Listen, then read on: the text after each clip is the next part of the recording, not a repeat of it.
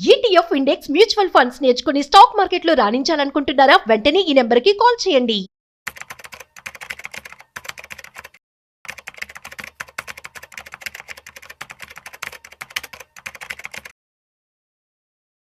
సోమవారం పాజిటివ్గా మొదలైనటువంటి మార్కెట్. సో 4 రోజులు కూడా చాలా పాజిటివ్గానే ముగిసింది. కానీ ఈ రోజు మాత్రం కొంచెం నెగిటివ్గా ముగిసింది. ఎట్ ద సేమ్ టైం ఓవరాల్గా అసలు మార్కెట్ అనేది ఎలా క్లోజ్ అయింది, ఎట్ ద సేమ్ టైం ఇవాళ అప్డేట్స్ ఏ సెక్టర్స్ పాజిటివ్గా ఉన్నాయి, దీనికి కారణం టారిఫ్ కావచ్చు, అదేవిధంగా జిఎస్టీ కూడా తగ్గించడం జరిగింది. సో కొత్త రూల్ అయితే పాస్ చేయడం జరిగింది. దీనికి సంబంధించి ఏమైనా ఎఫెక్ట్ అయ్యిందా ఏంటి, ఈ విషయాలన్నీ కూడా ఇవాళ మనతో చెప్పడానికి మనతో ఉన్నారు సర్టిఫైడ్ ఫైనాన్షియల్ ప్లానర్ మాధవిరెడ్డి గారు. సో వారి మాటలోనే మరింత సమాచారం అడిగి తెలుసుకుందాం. హాయ్, హలో, నమస్తే, వెల్కమ్ టు సుమన్ టీవీ. నేను మీ Rajeev Pasupuleti. So let's start. Hi ma'am, నమస్తే. నమస్తే అండి. మ్యామ్, ఎలా ఉన్నారు? యా, గుడ్ అండి. యా, సో ఈ వారం పాజిటివ్ గా మొదలైంది మార్కెట్, కానీ ఇవాళ ఒక్కరోజు మాత్రం నెగిటివ్ లో. యా, సో దీన్ని మనం ఎలా తీసుకోవచ్చు ఏంటి, అండ్ మార్కెట్ అప్డేట్స్ ఏంటి? సో ఫైనల్ గా మార్కెట్స్ అయితే 25,000 చేరుకున్నాయి. 25,000 అబౌవ్ అయింది. ఒక 2 days వరకు 25,000 అది హోల్డ్ చేయగలిగింది. సో ఈ రోజు మార్కెట్స్ కొంచెం ప్రాఫిట్ బుకింగ్ తోనే వచ్చిందండి. బట్ ఓవరాల్ గా మార్కెట్స్ అయితే కొంచెం 24,800 దగ్గర సపోర్ట్ తీసుకుంటూ 25,000, 25,150 వరకు కూడా మనకి ఈ రేంజ్ లో మార్కెట్స్ అయితే ఉండడానికి చాలా ఛాన్సెస్ మనకి కనిపిస్తున్నాయండి. దానికి మేజర్ అంటే ఒక్కసారిగా ఈ 800 పాయింట్స్ మూవ్మెంట్ నిఫ్టీలో రావడానికి కారణం అయితే మెయిన్ గా బ్రిక్స్ కంట్రీస్ అన్ని కూడా, అంటే లైక్ అంటే ఏదైతే యుఎస్ టారిఫ్స్ ద్వారా మనకి ఏదైతే నెగటివ్ ఇంపాక్ట్ రాబోతుందో దాన్ని కాంపన్సేట్ చేయడానికి చైనా కానీ, రష్యా, ఫ్రాన్స్ అందరూ కూడా మన ఇండియాకి హెల్ప్ చేయడానికి ముందుకు వచ్చారండి. అలానే మంచి పరిణామం అండి. సో వాళ్ళందరూ కూడా మన ఇండియన్ రూపీస్ లోనే ట్రేడ్ చేద్దామని అనే అంశాలు తీసుకురావడం. ఓకే, యుఎస్ గానీ మన ఎక్స్పోర్ట్స్ వెళ్ళకపోతే మా కంట్రీస్ కి పంపించండి, మనం బిజినెస్ చేసుకుందాము. సో ఇలా భయపడాల్సిన అవసరం లేదు. చైనా కూడా చాలా ముందుకు వచ్చిందండి, చాలా ముందుకు వచ్చి మనం ట్రేడ్ స్టార్ట్ చేద్దాము. అలానే మన ట్రావెల్ కూడా కొన్ని ఇష్యూస్ వల్ల మనం కొన్ని ఆగిపోయాయి. సో మళ్ళీ మనము ట్రావెల్ టూరిజం ముందుకు తీసుకుని వెళ్దాము, అంతా ఓపెన్ చేద్దాము. కోవిడ్ తర్వాత చాలా క్లోజ్ అయింది చైనాతో, అవన్నీ కూడా ఓపెన్ చేద్దాము. సో ట్రేడ్ అనేది మనం స్టార్ట్ చేద్దాము. అలానే ఇంకా రష్యా అయితే కంప్లీట్ గా సో మీరు అన్ని కూడా మాకు ఎక్స్పోర్ట్స్ పంపించండి అని, అలానే మనకి డిస్కౌంట్ ద్వారా గ్యాస్ కానీ లేకపోతే ఆయిల్ బయింగ్ కానీ 5% డిస్కౌంట్ తో మేము మీకు ప్రొవైడ్ చేస్తాము. అలానే మన రూపీస్ లో, మన ఇండియన్ రూపీస్ లోనే మీరు కొనుక్కోవచ్చు. సో ఇలాంటి పాజిటివ్ ఇంపాక్ట్ అనేది మనకి కనిపించిందండి. దాంతో మార్కెట్స్ ఓకే 50% వేసినా we have some other businesses వేరే కంట్రీస్ తో మనం ఆ ఎక్స్పోర్ట్స్ ఏవైతే మనకి ఇంపాక్ట్ అయ్యాయో వేరే కంట్రీస్ ద్వారా మనం వాళ్ళతో ట్రేడ్ అయితే చేసుకుని ఇది కాంపన్సేట్ చేసుకోవచ్చు అనే దీనికి మార్కెట్స్ అయితే వచ్చాయండి. అంటే డిస్కౌంట్ చేసుకున్నాయి ఏదైతే ఈ టారిఫ్స్ ఉందో. బట్ ఎనీహౌ 27th చూడాలండి. సో 27th నుంచి 50% అనేది మనకి ఇంపాక్ట్ జరగబోతోంది. ఇది ఈ రష్యాతో ఒకసారి పుతిన్ తో ఆయనతోని మనకి ఈయన ఎవరు యుఎస్ ప్రెసిడెంట్ మాట్లాడారు. ఇప్పుడు జెలెన్స్కీతో కూడా యుక్రెయిన్ పిఎం తో కూడా మాట్లాడారు. సో ఫైనల్ గా ఈ ముగ్గురుతో కలిపి ఒక మీటింగ్ అంటున్నారు. సో ఇది కూడా పాజిటివ్ గానే వెళ్తుందండి. So but it takes time. ఈ మీటింగ్స్ అన్ని కూడా వెళ్ళి ఒక సీజ్ ఫైర్ కి రావాలి అంటే it will take lot of meeting మీద మీటింగ్ అలా జరుగుతూ ఉంటే వన్ డే మేబీ అక్కడ నుంచి కూడా సొల్యూషన్ రావచ్చు. సో ఈ విధంగా అటువైపు కూడా కొంచెం ఇనిషియేషన్ అయితే స్టార్ట్ అయింది piece between Russia and Ukraine cease fire గురించి. సో అది కూడా జరిగింది అనుకోండి, ఇంకా మార్కెట్స్ పాజిటివ్ గా వెళ్లే అవకాశాలు ఉన్నాయి. సో ఈ విధంగా ఏంటంటే ఇప్పుడు కంట్రీస్ అన్ని కూడా ఎట్లా ఉన్నాయి అంటే డీ గ్లోబలైజేషన్ లాగా, అంటే ఏంటంటే మన కంట్రీని మనం ఎలా పైకి తీసుకురావాలి, డొమెస్టిక్ గా మనం ఇంకెక్కడ మార్కెట్ లో వెళ్ళి ఆధారపడి ఎఫ్ఐఐస్ వచ్చి చేయాలి, లేదు ఎఫ్ఐఐస్ మన దగ్గర ఇన్వెస్ట్ చేయాలి, లేకపోతే వేరే కంట్రీస్ మనకి సపోర్ట్ చేయాలి.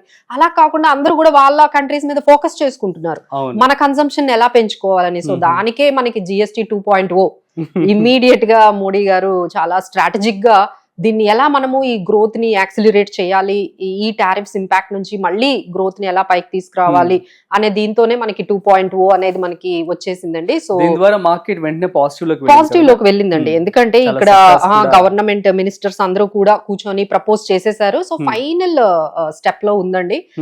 ఆల్మోస్ట్ వాళ్ళు ఏం చేశారంటే కొన్ని ఏవైతే 12%, 28% ఏవైతే అంటే మనకు అప్పుడు 4 ఉండేవండి, 5%, 12%, తర్వాత 18% ఇట్లా ఉండేవి. ఇప్పుడు ఏంటంటే 2 పెట్టుకుందాము, ఎన్ని పర్సెంటేజ్లు వద్దు, 5%, 18% పెడదామని చెప్పేసి ఫైనల్ గా అది ప్రపోజల్ అయితే పంపించింది. దీని వల్ల ఏంటంటే మనకి కొన్ని ఆటోమొబైల్స్ కార్స్ ఒక 1200 cc బిలో ఉన్న కార్స్ గానీ, 350 బిలో సిసి ఉన్న బైక్స్ మీద గానీ మనకి చాలా వరకు కొంచెం ఇంపాక్ట్ అయితే పాజిటివ్ గా కనిపిస్తుంది. అలానే మనకి FMCG అండి, ఫుట్ వేర్ గానీ, క్లోత్స్, వాటి మీద కూడా ఏవైతే 18% అలా ఆ రేంజ్ లో ఉన్నాయో అవి మళ్ళీ 5% కి వచ్చే అవకాశాలు ఉన్నాయి.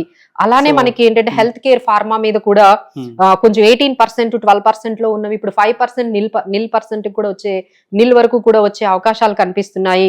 అలానే మనకి రియల్ ఎస్టేట్ అండ్ కన్స్ట్రక్షన్ కి సంబంధించి కూడా ఏవైతే 28% సిమెంట్ ఉందో అది 18% కి రాబోతోంది, ట్రాక్టర్ 12%, 5% కి, ఇలా అన్నమాట. ఇలా మనం ఏంటంటే దీని వల్ల ఏమవుతుందంటే కొంచెం కాస్ట్ తగ్గుతుంది, పర్చేసింగ్ పవర్ పెరుగుతుంది, ఒకటి కొన్న దగ్గర మనం రెండు కొనుక్కోవచ్చు, రీటైల్ పార్టిసిపేషన్ అనేది బాగుంటుంది, కన్సంప్షన్ అనేది మనకి పెరుగుతుంది. ఇలా దీంతో పాటు మనకి ఎప్పటి నుంచో ఉందండి డిమాండ్, అది ఏంటంటే life insurance and health insurance మీద 18% ఉంది. సో దాని మీద ఉన్న జిఎస్టీని 5% గానీ కంప్లీట్ గా 0 చేసేద్దాం అనే ప్రపోజల్ కూడా ఉంది. సో ఇవన్నీ కూడా ఫైనల్ అయితే ఇంకా మార్కెట్ లో కొంచెం పాజిటివ్ అనేది ఇంకా మనకు కనిపిస్తుంది. So these are all making us markets to hold.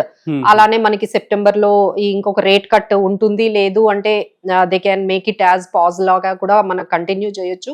So far markets అయితే ఇప్పుడు పాజిటివ్ అవుట్లుక్ లోనే ఉందని చెప్పొచ్చు. నెక్స్ట్ వీక్ మరి ఎలా ఉండబోతుందా?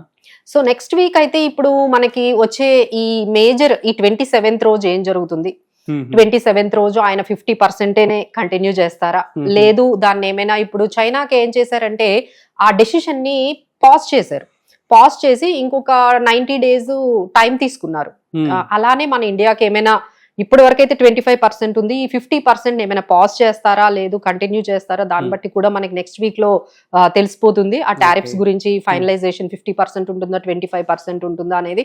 అలానే జిఎస్టీ గురించి కూడా ఫైనల్ ప్రపోజల్ కి మనకి యాక్సెప్టెన్స్ అనేది వచ్చేసింది. అంటే that is also very good news for the markets.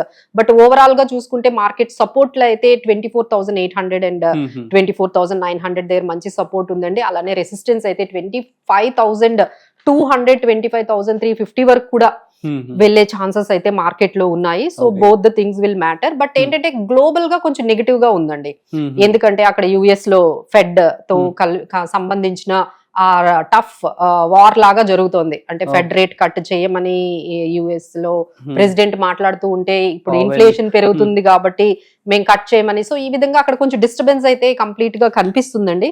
So దానివల్ల కొంచెం మనకి గ్లోబల్ నుంచి మనం కొంచెం నెగిటివ్ గా కనిపిస్తుంది. బట్ యాజ్ వెల్ మన ఇండియన్ ట్రాజెక్టరీ చూసుకుంటే మాత్రం పాజిటివ్ గానే ఉంది. ఓకే, సో ఇండియాలో ఈ వీక్ ఏవే సెక్టర్స్ పాజిటివ్ గా ఉన్నాయంటే ఏం చెప్తారు? యా అండి, సో ఫైనల్ గా మనం ఇప్పుడు ఏవైతే మనం చెప్పాము ఇప్పుడు అంతా కూడా consumption story.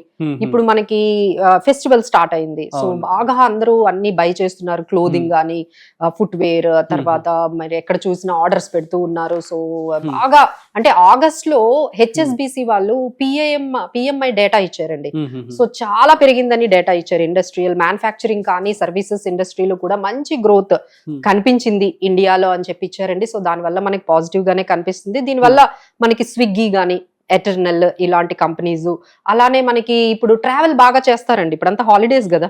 So next December వరకు కూడా బాగా ట్రావెల్ అనేది జరుగుతుంది. సో దానికి సంబంధించి హోటల్, ఇండియన్ హోటల్స్ గానీ, లెమన్ ట్రీ ఇలాంటివి మనము వెళ్ళొచ్చు. అలానే ఎయిర్ ఫేర్స్ చూసుకున్నా అక్కడ కూడా చాలా ట్రాఫిక్ ఉందండి, అందరూ కూడా బాగా ట్రావెల్ చేస్తున్నారు. So IndiGo can go for that. అలానే ఇప్పుడు మన జిఎస్టీ వల్ల కొంచెం ఆటోమొబైల్స్ పెరగొచ్చు, ఎందుకంటే అందరూ కూడా దసరా టైంలో కొత్త కారు కొనుక్కోవాలి, ఇంకా పెరిగింది కదా, రెడీగా పెట్టుకున్నారు ఎంత తగ్గుతుంది. అలానే ఒకవైపు ఇంట్రెస్ట్ రేట్స్ కూడా తగ్గాయి కదండి. సో అందరూ కూడా అమ్మాయి మనకు కొంచెం ఈఎంఐ పాజిటివ్ అన్నమాట, కొంచెం ఈఎంఐ తగ్గుతుంది, ఒకవైపు ప్రైస్ కూడా తగ్గిస్తున్నారు.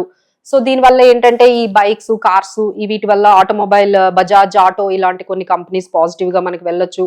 అలానే ఎఫ్ఎంసీజీ కూడా డాబర్, బ్రిటానియా, ఐటీసీ ఇలాంటివన్నీ కూడా కొంచెం పాజిటివ్ గా వెళ్ళొచ్చు. సో ఫైనల్ గా ఏవైతే కన్సంప్షన్ స్టోరీ అయితే ఉందో, సో వాటిని బేస్ చేసుకొని మనము ఇలాంటి స్టాక్స్ ని మనం ఏవైతే ఈ కన్సంప్షన్ లో మనకి ఎఫ్ఎంసీజీ కానీ, లేకపోతే ఆటోమొబైల్స్ కానీ, ఈ తర్వాత ఈ స్విగ్గీ, ఎటర్నల్ ఇలాంటి ప్లాట్ఫామ్ స్టాక్స్ కానీ మనం వెళ్ళొచ్చండి. But there are few things which we need to be away. అందులో ఏంటంటే ఈ గేమింగ్ సంబంధించిన బ్యాన్ అయితే వచ్చింది కాబట్టి సో దానికి సంబంధించిన ఈ నజారా టెక్నాలజీస్ అంటే గేమింగ్ మీదే డిపెండ్ అయిన కంపెనీస్ ఉన్నాయండి. గేమింగ్ బిజినెస్ లో ఉన్న కొన్ని కంపెనీస్ ఉన్నాయి, వాటికైతే కొంచెం బ్యాడ్ న్యూస్ అని చెప్పాలి. సో ఎవరికైతే ఆ స్టాక్స్ ఉన్నాయో they need to be very careful. So అలానే కొన్ని స్టాక్ మార్కెట్ రిలేటెడ్ స్టాక్స్ కూడా ఉన్నాయి. ఎందుకంటే SEBI is coming with a proposal, ఇక వీక్లీ ఎక్స్పైర్స్ తీసేద్దాము, లాంగ్ టర్మ్ ఫ్యూచర్స్ కాంట్రాక్ట్స్ ఉన్నవే కొంచెం పాజిటివ్ గా వెళ్ళేటట్టుగా సెబీ కన్సల్టేషన్ పేపర్ అయితే తీసుకొస్తుందండి. దానివల్ల ఎన్ఎస్డి ఐపీఓకి సంబంధించి కూడా సో ఏంటంటే కొంచెం అక్కడ కూడా కొంచెం ట్రేడింగ్ అనేది బాగా జరుగుతుంది. సో దాన్ని కంట్రోల్ చేయాలి అని అక్కడ నుంచి కూడా కొంచెం ఈ ప్రపోజల్స్ అయితే సెబీ నుంచి రాబోతున్నాయి. సో దానివల్ల ఈ కంపెనీస్ ఏవైతే ఈ ఏంజల్ వన్ వీళ్ళు ఎవరైతే బ్రోకింగ్ కంపెనీస్ ఉన్నాయో వాటికి కొంచెం నెగిటివ్ గా ఉంది. సో ఓవరాల్ గా ఏవి పాజిటివ్ గా ఉన్నాయి, చాలా సెక్టార్ స్పెసిఫిక్ గా ఉండాలండి. మార్కెట్స్ పెరుగుతున్నాయి బట్ ఏంటంటే ఇట్ ఈస్ నాట్ ఓవరాల్. కొన్ని సెక్టార్స్ కొంచెం స్టాక్ స్పెసిఫిక్ గా ఫండమెంటల్ గా న్యూస్ ని ఫాలో అవుతూ ఏవి బాగున్నాయి ఏవి బాగుంటాయి అనేది కొంచెం ఆలోచించి ఎంట్రీ తీసుకుంటే బాగుంటుందండి. Super ma'am, thank you so much. So guys అర్థమైంది కదా ఇవాళ మార్కెట్ అప్డేట్స్ ఇవి. సో నెక్స్ట్ వీక్ కూడా పాజిటివ్ గా ఉంటుందని చెప్పి మ్యామ్ అయితే చెప్పడం జరుగుతుంది. సో మీకు కనుక ఏమైనా డౌట్స్ ఉంటే ప్లీజ్ కామెంట్ చేయండి, మేము రిప్లై ఇస్తాము. సో మరొక ఇంట్రెస్టింగ్ కాంటెంట్ తో మళ్ళీ కలుద్దాం. అంతవరకు చూస్తూనే ఉండండి Suman TV. This is Rajeev signing off. Video నచ్చినట్లయితే like, share and subscribe. Thanks for watching.